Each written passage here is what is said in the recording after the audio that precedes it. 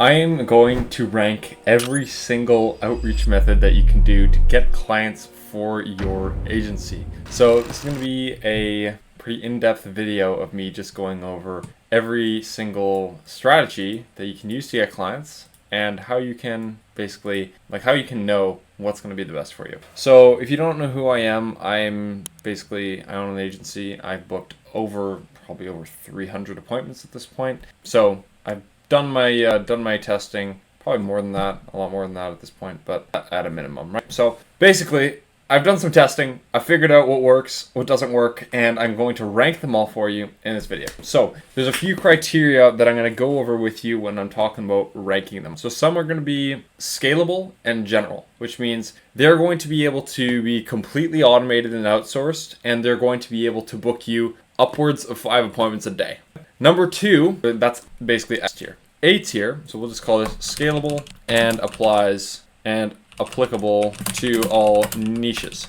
So A is basically going to be scalable, and it's going to work just as well as S, but it only applies to a very specific few niches. So scalable for some niches. B is going to be effective, meaning you can get a lot of appointments with it. You can get 5+ appointments a day with it, but it's not really scalable, which means, and it's not really delegatable, so you can't really get someone else to do it. So effective but unscalable. It can be very good but not scalable. Number C is just not effective, letter C, and then tier D is just what the fuck. So yeah, let's get into it. So we'll start with LinkedIn. Now LinkedIn is kind of in the middle of these two, where it can be effective for certain niches. So the problem with LinkedIn is it's not super, it is possible to scale it. It is very, very difficult because you're going to have a lot of people on your team, because the issue with creating multiple LinkedIn profiles and trying to scale it that way is that you're basically, they're going to request, what LinkedIn does is basically when you start sending a lot of messages quickly, they request for photo ID and your driver's license, basically. So if you don't have a verified LinkedIn account, then they basically don't let you send any more messages. Or sorry, they basically ban your account. And there's only a certain limit on how many messages you can send per day on LinkedIn. So it's very difficult to scale. It is possible though if you have a big team. So it's kind of the bottom of this B tier. Now, I say it only works for some niches. So it's going to be really good for some niches, but for other niches, it's going to really, really suck. So it's really typically good if you're in B2B. If you're not in B2B, LinkedIn is going to suck and it's not going to be very effective for you.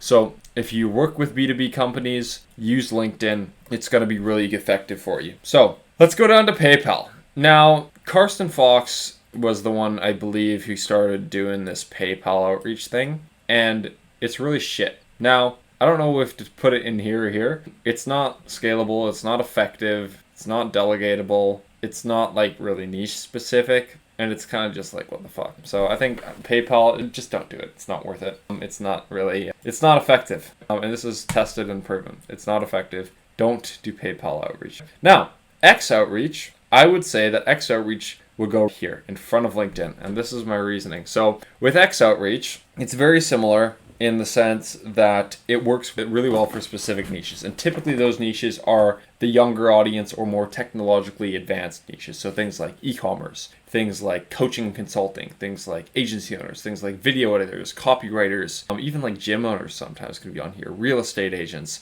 X is really, really good for that.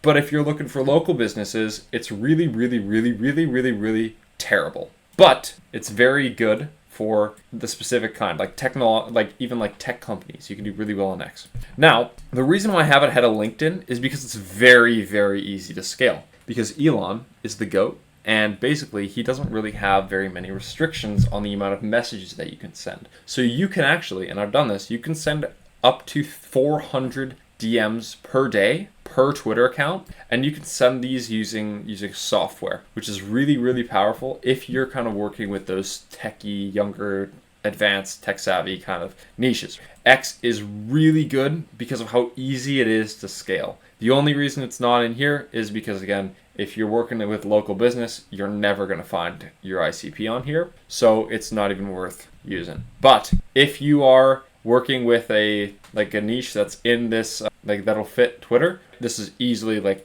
probably the best, honestly. Maybe it's one of the best up there. Now, Discord outreach. So this is an interesting run. I've actually tried Discord outreach before, and I've actually had success with it, believe it or not. I've probably booked like 50 appointments with Discord. Now, the issue with Discord is it's very, very difficult to scale. You can delegate it, but you would have to have, and there's the thing, you can't really reasonably have like multiple Discord accounts. And I think you can. You'd have to set them up that they would be logged into on like a different IP address. So you'd have to set up like a VPN server for each different Discord account that you have.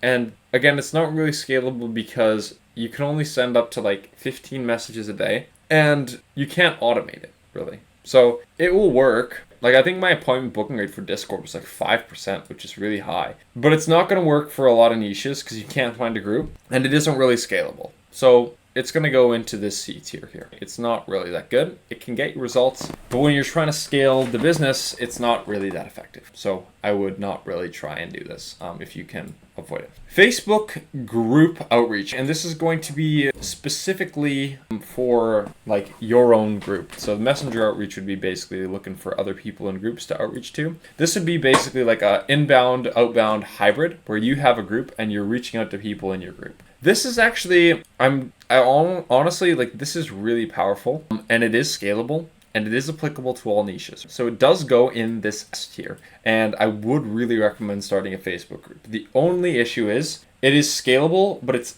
difficult to scale because it takes a long time for it to actually be built up. So this is really, really powerful. Like, if you have a pop-in Facebook group over like a few thousand people in it, my Facebook group now has about 1,000 people or so, and I'm able to get consistent appointments from it. The issue is, like, if you don't have that, which you're not going to have until like a few months of actually building up your Facebook group, you can't really do anything with it. So it's really good, it's really scalable, it applies to basically every single niche, but it takes a long time to make it work. But if you, like, I would highly recommend starting a Facebook group.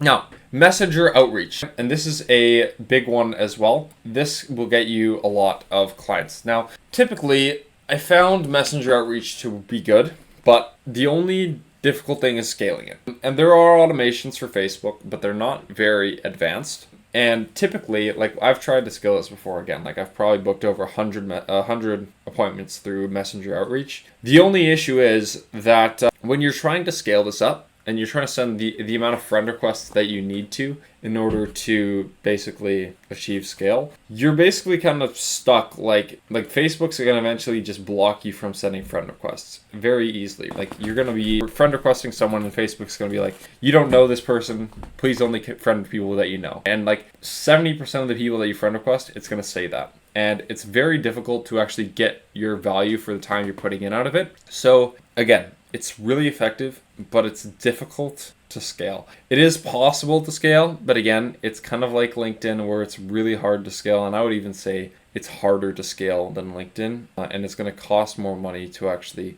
automate/outsource. And especially if you want to do it properly. So I would put it in this tier here. It's effective, and it's kind of on the borderline between scalable and not scalable. You can scale it, but there are better options, and it's very difficult to actually scale it properly. It's still good, but it's difficult to scale. Now, next one, we have door knocking. So this one is an interesting one, and it's very, I would say it's good when you're starting if you're working in local businesses. Obviously, being able to have that in-person effect, not only is it going to make you better because it's forcing you kind of outside of your comfort zone, forcing you to actually get to talk to people in person, but obviously it's not scalable. I mean, like, sure, you can hire like a door knocking team, but not really for a marketing agency. So if you're like, if you like sell solar panels, then you can have like a door knocking team, and people do. But it's really difficult to do that as a marketing agency. And in terms of the amount of, like, in terms of the effectiveness that you're getting from actually doing the task,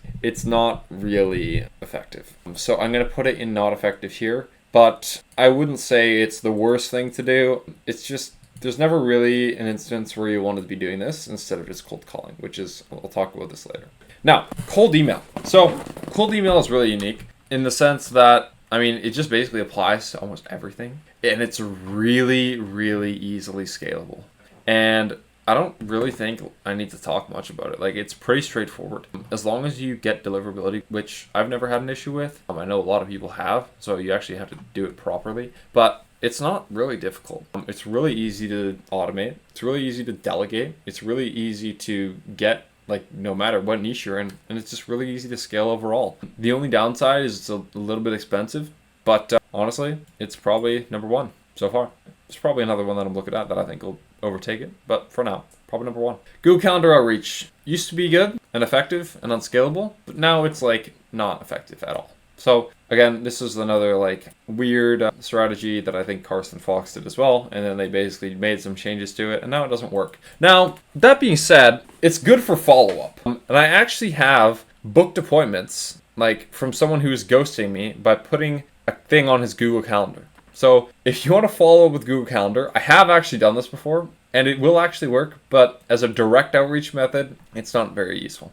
So that's that. Now, iMessage. So there's SMS and there's iMessage. So iMessage is basically when you're texting, you know that like blue thing comes up where you're just texting someone through like Apple's thing.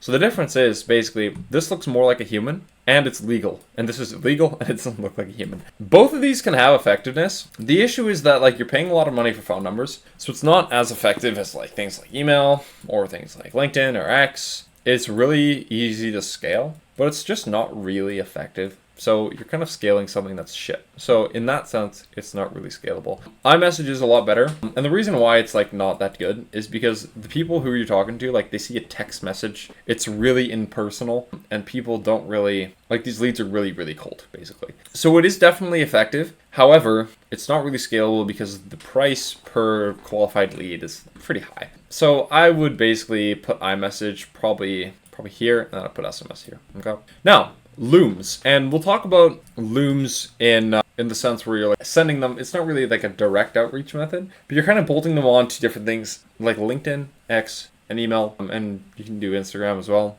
and just DMs and emails basically. So while it is good, if you're taking your time to personalize every single Loom, it's effective, but it's not scalable.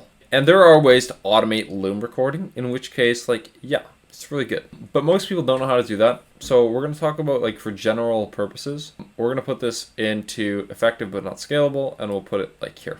And that's basically that. If you do want to scale it, you need to pay a lot of money for basically VAs to record pre-recorded Looms, if that makes sense. Anyways, moving on. Mail.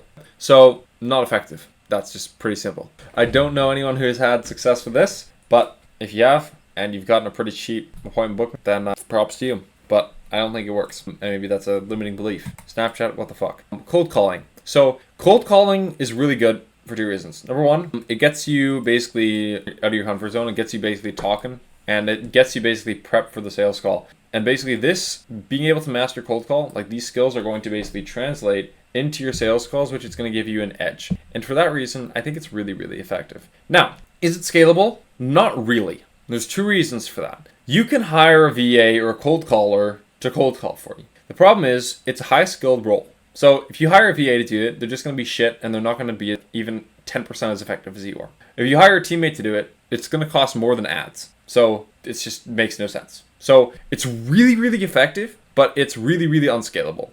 Efficiently unscalable. You can scale it, but it's really dumb if you want to try and scale it, which means it's unscalable. So cold calling, really, really good if you're doing it. But once you get to the point where it doesn't make sense for you to do it anymore, then it becomes basically useless. Now, Slack outreach. I've done this before. It sucks. Number one, really hard to find a group that's actually good. And number two is people on Slack are like these like people who think they're fucking top shit. And they are like they basically just report you to the owner of the Slack and then you get banned. And I've had this happen multiple times and it's really hard to actually make sure people are qualified on Slack.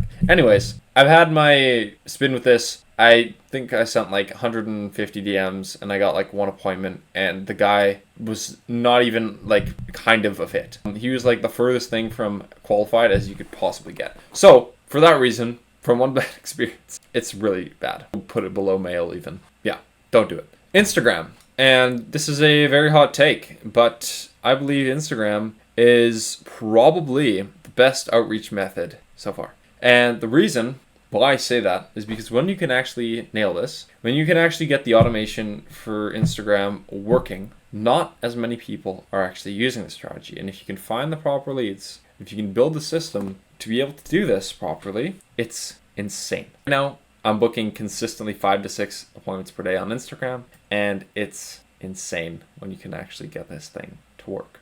Now, obviously, like, this is it's not easy. Like, you don't just like press a button and then it happens. All these, you kind of need the things to be in place. But Instagram, I would say, has more, is slightly better than cold email. And the reason why I say it's slightly better than cold email is because basically you can get the same result. Like, you're basically getting the same result. And honestly, cold email, you can target people a little bit better on cold email. However, it's a lot more expensive to do cold email than it is to do Instagram. And that's why I say that Instagram is slightly better, because it's way cheaper, but the leads are slightly worse. So there's kind of a dichotomy there. Like, depending on your niche, actually, I would say if you're working with like more developed niches, then I would say cold email is better. If you're working with more broad companies, then Instagram's definitely better. So these can be like, these are like interchangeable in my opinion. So school outreach. This used to be like here, I would say. And then now it's like here, because you can't send more than 10 DMs a week, which is really, really, really useless. And I would say it's maybe better than Slack. Probably worse than mail. It's pretty shit. Maybe better than mail. It's really not good though. So don't use school anymore. It doesn't work. I tried it. So yeah. WhatsApp. I would say that this is probably very similar to this. You might be able to actually get slightly more personal with WhatsApp. And there's probably more people who have WhatsApp than iPhones, I think. It's probably similar. It depends on where you're targeting. So if you're targeting the US, then I would say the order goes like this. But if you're targeting a general audience, like, or in Europe, for example, then I would say it goes like this. So it kind of depends on what your deal is. So that's what I would say. These are all pretty similar. Now, YouTube. The only time I've seen this is where people are like commenting on people's videos asking if they need a video editor. And that's the only time I've ever seen this, and I don't think it works. I haven't tried it, so maybe you can call me out on this, and Josh, it actually does work, but I don't believe it does. You can't really have a direct conversation with someone. It's very difficult to do. So I would say that's probably just worse than Slack. And then this last one is basically wire transfer. Funny enough, I've actually done this. I was following up with someone who didn't get back to me. I was trying to book a call with him, and I sent him a cent on wire transfer. And he basically sent the cent back to me. He saw it and then he sent it back. So this is a thing where it's like kind of similar to PayPal. It's just like, what the fuck? But I figured I'd give it a go. We'll put it above PayPal. So that is basically the tier list. Do what you want with this. It's pretty, I think this is pretty accurate, and a lot of people would agree. So if this was helpful, you can like the video or whatever. And if you want help with booking these appointments or setting up like an Instagram or like an email system, you can book a call in the description with me. And if not, that's fine. It doesn't really matter. But I figured I'd leave it there just in case. All right, have a great day.